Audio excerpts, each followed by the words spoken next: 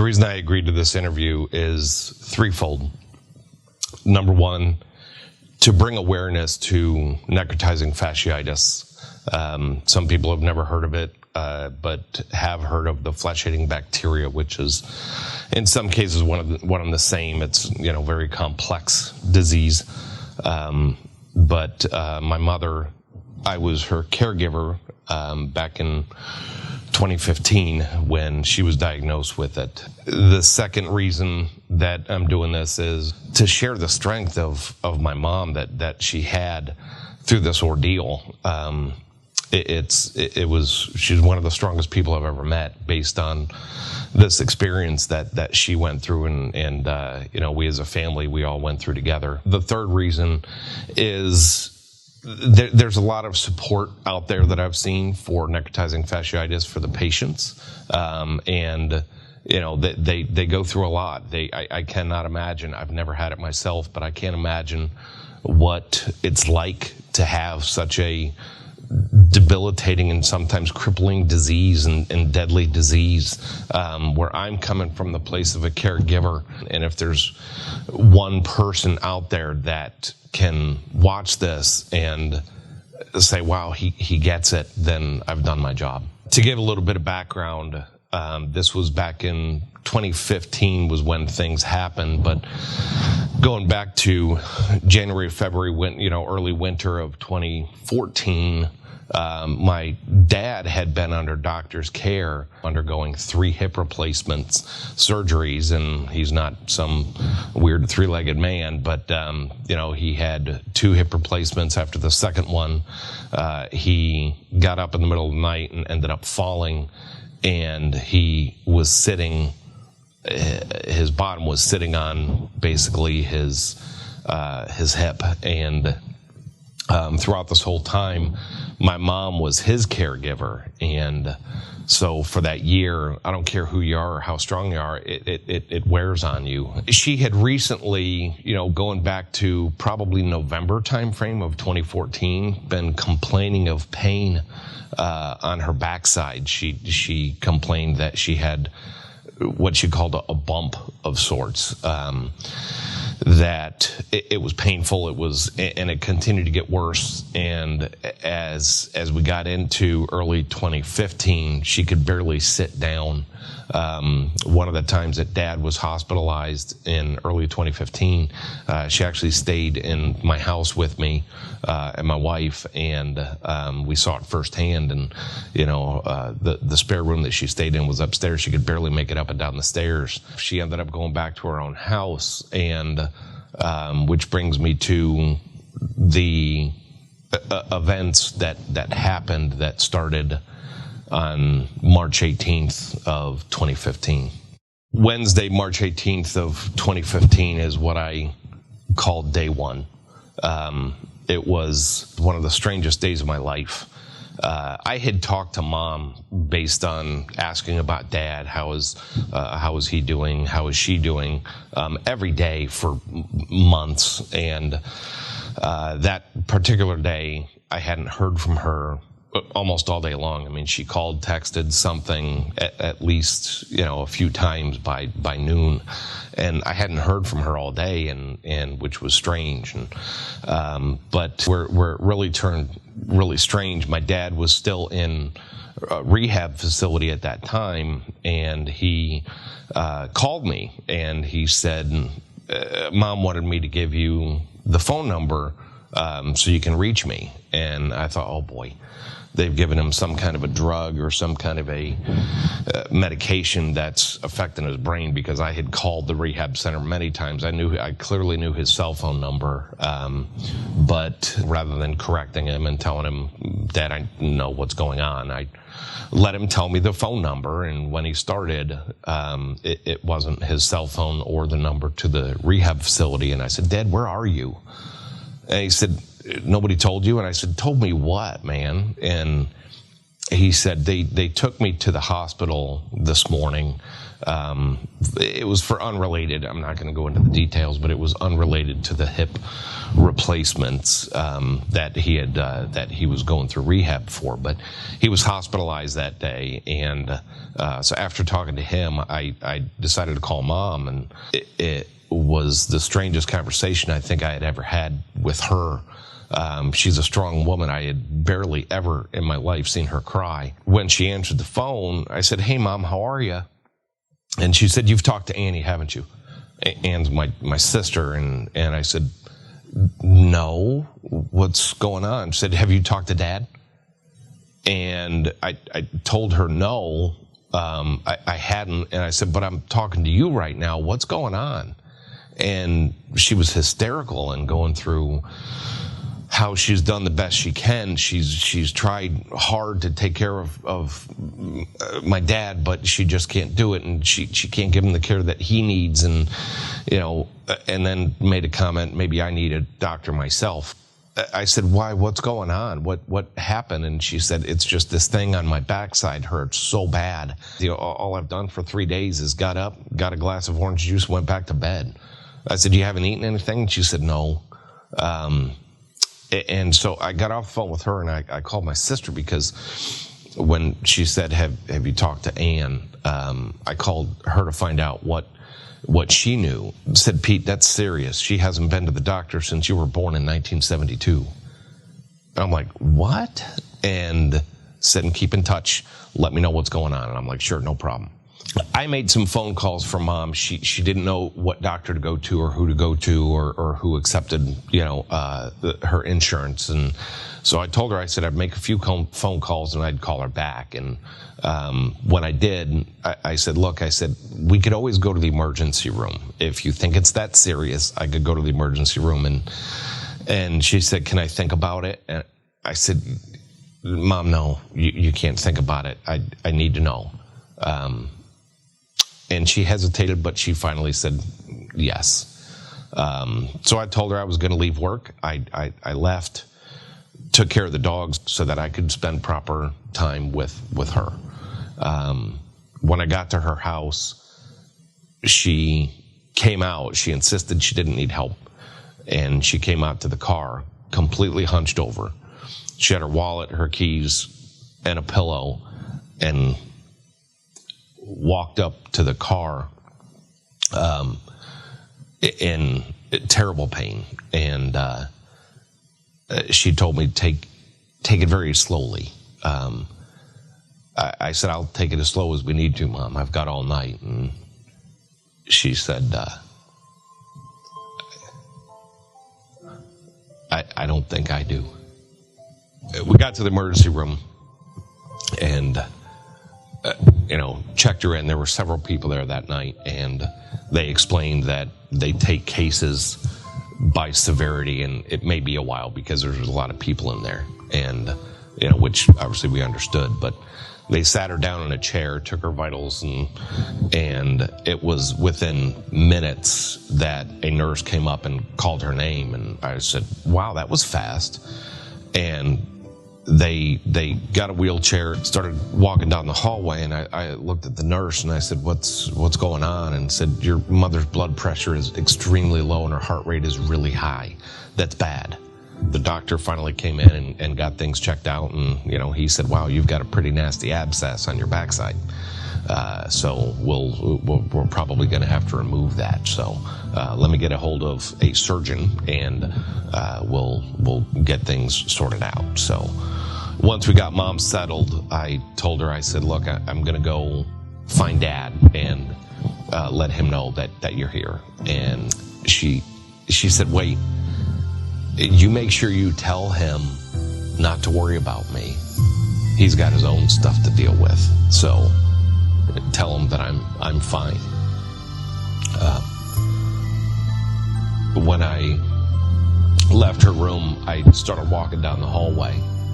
It was a dark corridor, and it just hit me.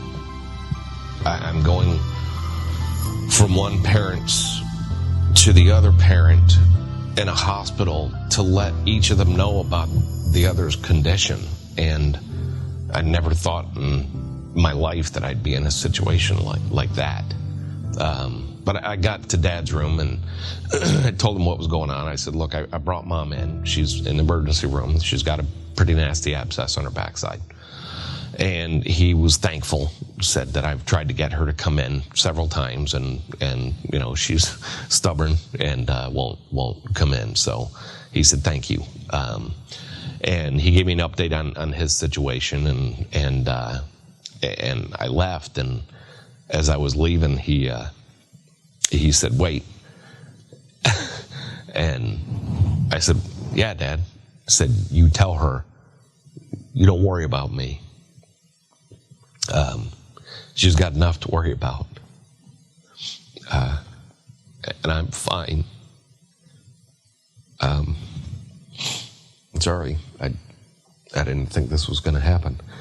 I went back and Mom got a room, and I met the doctor and the surgeon, and he said, we're going to get her in as soon as possible, and we're going to take care of this abscess, and she's going to be as good as new. And I said, okay, I can count on that. And she was getting sleepy, so I let her go, and I said, look, I'm going to go home, and I'll be back early in the morning and to check on you. And she said, you go get some sleep, honey. I'll be perfectly fine. I'm in good hands. So that was the end of day one. And day two was when the misery really started. Thursday morning, I got up and started getting ready to go to work. And on my way into work, I was obviously going to stop at the hospital to talk to Mom and see how she was doing. I told my job, I said, I'll be in as soon as I can, but it may be a while. On my way to the hospital, I got a call from the doctor, and he said he was able to take care of the abscess. And he said, but Pete, there was quite a bit of necrotic tissue. And I'm thinking, okay, so an abscess like that probably hardened maybe at places, you know, dead skin, flaky, whatever. And so that's what I'm imagining in my head. And he said, you understand? And I said, yes. I said, I'm actually on my way there now. And he said, good. She'll be very happy to see you. And he said, Pete, you understand what I'm telling you? Your mother's very sick. I got to the hospital and, you know, checked on her, and, you know, she was kind of in and out of sleep, you know, still under, you know, the effects of the drugs and going through the surgery. And by 2:00 in the afternoon, her blood pressure plummeted again. She had been transferred to ICU and was getting ready to go in for a second surgery. When the doctor came out that time, said there was quite a bit more necrotic tissue, and that I had to cut quite a bit out this time. It's growing very rapidly. And I said, Doc, what is it? What is this? And he said, it's a condition called necrotizing fasciitis.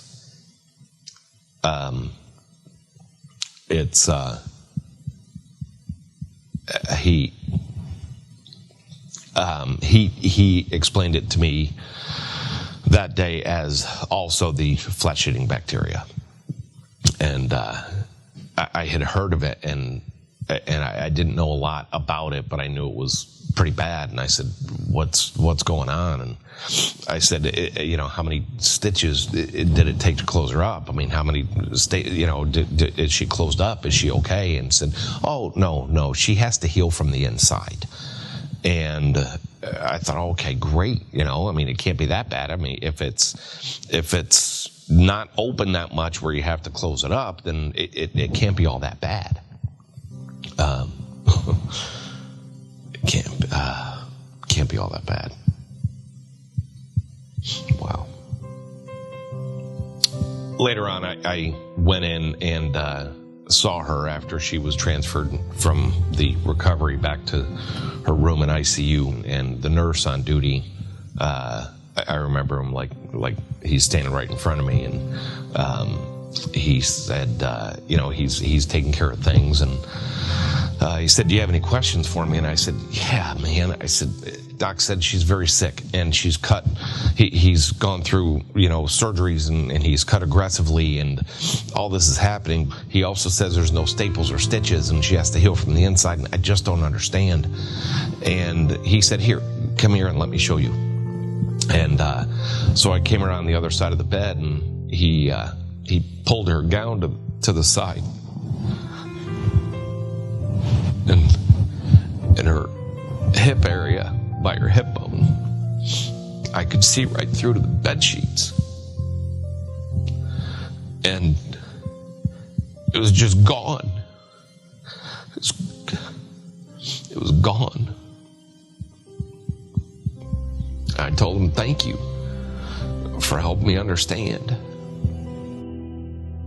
Friday came and some family members were coming into town. My other sister, Bev, came in from Pennsylvania, and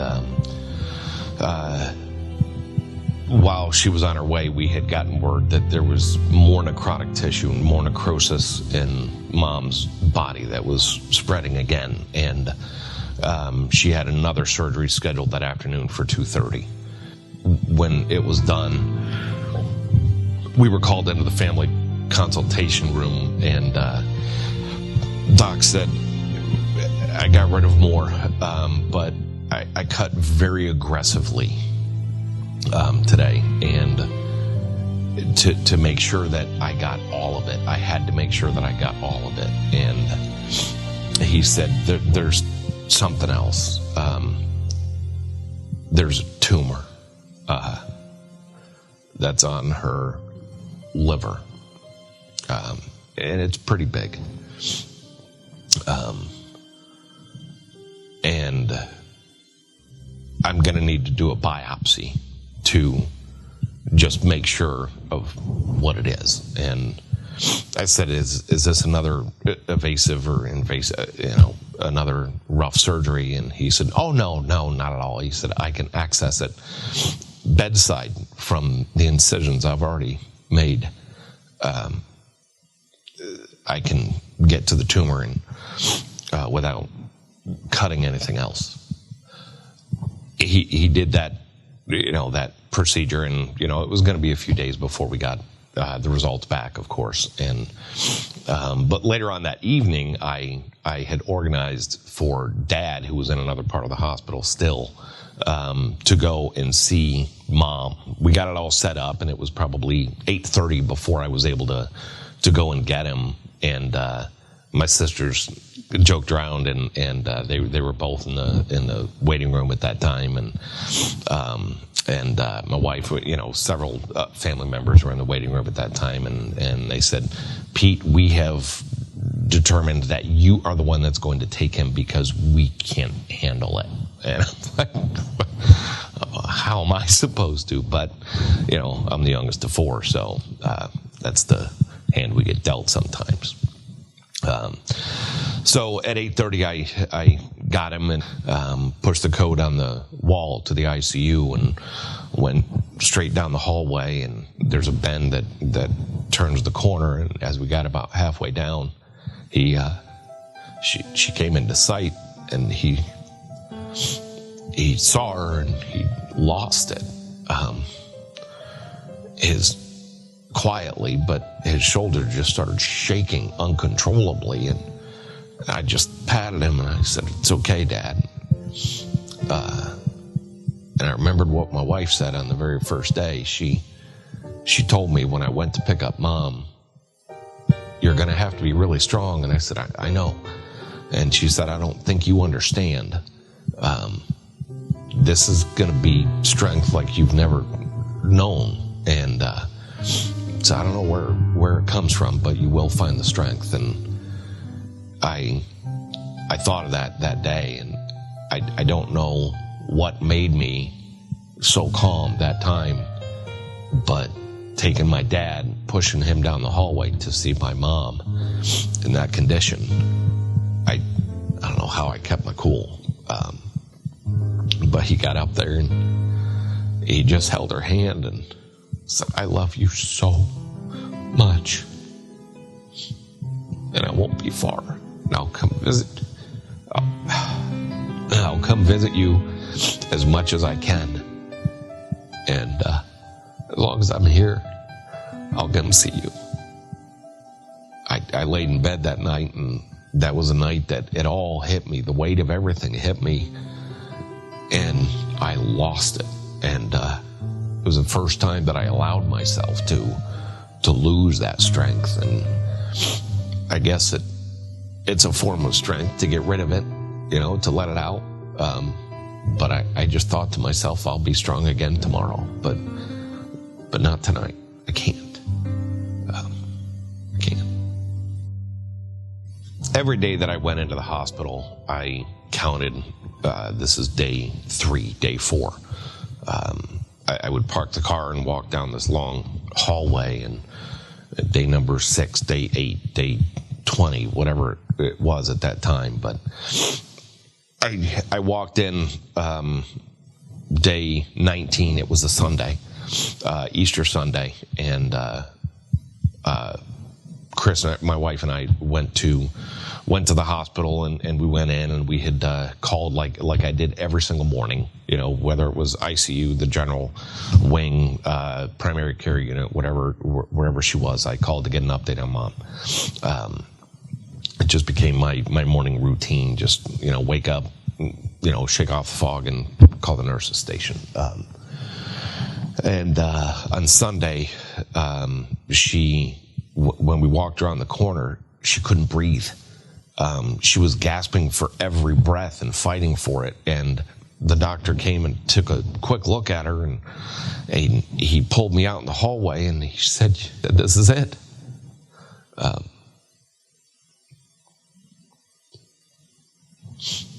Today's the day. It was chaos in the hospital. He ordered this person. He's just shouting orders up and down the hallway. And when they came back, he told me, he said, "Look, I've given her a generous dose of morphine and Lasix to take any fluid away from her organs and to get her comfortable." And it's just a waiting game. I got to get my dad here, so I called the transport company, and I got it organized where they brought Dad, and I told him, I said, this is it, Dad. This is the day. I said, I told him what the doctor said. I said, we don't call the shots, somebody else does, but the docs just deal with what they're given, and that's the best they can do. But I got him there, and we waited around, and we got, half the family is sitting in the room while she was sleeping from the morphine comfortably. And it was probably about 2 hours later, the doctor came in and walked over to her and looked at all of us and took her vitals. And he just had a strange look on his face, and took his hand and he shook her and woke her up a little bit. And she opened her eyes, and she kind of smiled, and he said, "How you feeling?" And she just kind of stretched a little bit, and she said, "Hell of a lot better than I was 2 hours ago." So he just looked around. He said, "Like I said, Pete, I don't call the shots. I just deal with what I'm given." And I guess there's no better day than Easter Sunday for something like that to happen. She ended up being in the hospital for 4 weeks. I kept a journal at the time for a couple of reasons. Number one, I had to communicate with my family that was out of state, out of town, and let them know what was going on each day. And second of all, I had to remove that emotion. I had to take what I was hearing from the doctors and the hospitals and to get it out of my heart and put it on paper and get it into my head and make it facts as opposed to an emotion. And it helped tremendously. Over time, I turned that journal, the diary or journal that I kept daily, and turned it into a book called 170 Days. This is not about about selling books or anything else, but I had to get my story out there as a caregiver. I had to get Mom's story of strength out there for others to see if it could help one person. Like I said in the beginning, that I've done my job. I want to get the word out. I want people to know how awful this disease is, and I want people to know just how strong my mom is and the family that I'm a part of. Day 28 was pretty significant for me. On day 28, it was the day that she was being released. The driver, his name was Kit, wonderful man, but Kit grabbed the handles of the wheelchair and pushed her through the doorway. I took a moment to absorb the magnitude of the scene. Mom was sitting upright. My God, she was sitting upright outside of physical therapy. She shifted her weight in her seat, trying to get more comfortable. She reached the end of the G-wing and entered the surgery waiting area. The expression on her face was one of discomfort, but still, she sat straight and proud. She didn't smile. With her head high, she looked around for the first time at this place that I had become so familiar with. Walking next to her, I matched her pride and stood a little stronger myself. I felt like I had gone deaf waiting for the elevator. I heard no sounds around me and took a moment to reflect as we stepped into the elevator. At 71 years old, she entered the hospital with a huge abscess and flesh-eating bacteria. On the morning of March 19th, she had surgery to remove it and survived. By the afternoon of the same day, her blood pressure dropped, the necrosis had spread, and she was taken to surgery again and survived. 24 hours later, she had her colon rerouted to a colostomy, had more necrotic tissue removed, and survived. She was intubated for 5 days, avoided pneumonia, and survived. On March 20th, her incision was infected. She went into surgery again, and she survived. On March 22nd, during a 5th surgery, she had the last bit of necrosis removed. Necrotizing fasciitis has a 73% mortality rate, and she survived. On Easter Sunday, she had enough fluid around her heart and lungs to shut down both vital organs, but she survived. I'd never been so proud to walk next to another human being as I was that day.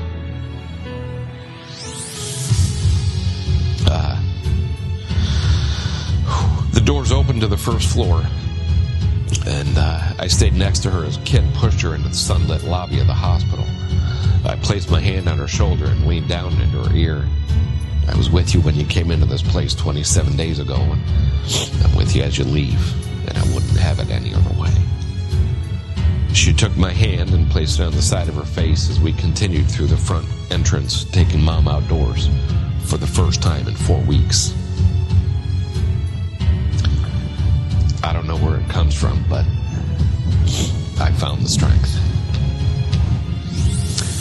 Necrotizing fasciitis is truly a terrible thing. There are support groups for people who have had this crippling disease, but as much as I've looked, there's not much for the caregivers, and that's the place that I'm coming from. If you're a caregiver of these people, just I want you to know that I get it.